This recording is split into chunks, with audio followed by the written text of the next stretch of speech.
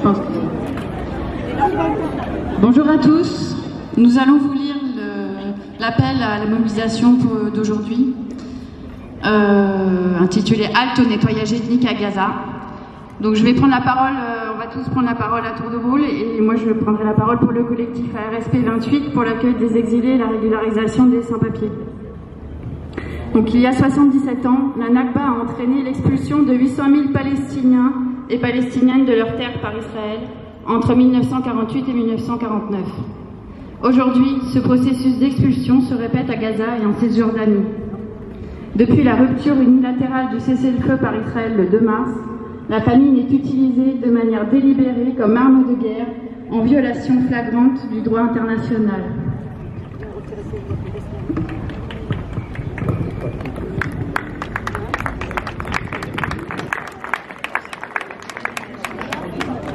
Le 5 avril, l'UNICEF alertait plus d'1 million. Non. Oui. Alertait plus d'1 million d'enfants sont privés d'aide vitale depuis plus d'un mois. La faim, la soif, le manque de médicaments ravagent la population.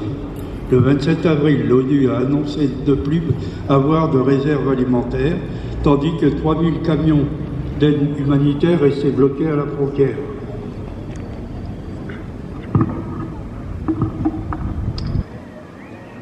À ces souffrances s'ajoutent plus de 2000 morts récents, s'ajoutant aux 50 000 déjà recensés.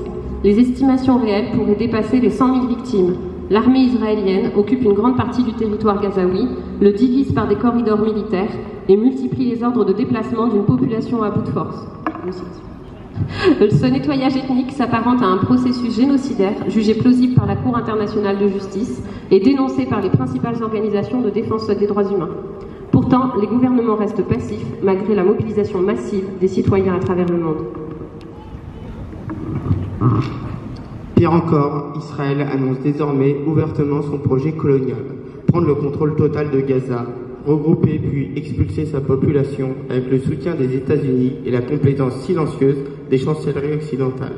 En Cisjordanie, y compris Jérusalem-Est, la population est assiégée, déplacée, menacée par les colons et l'armée. Le collectif d'Eure-et-Loir pour une paix juste et durable entre Palestiniens et Israéliens condamne cette guerre génocidaire menée par l'État israélien.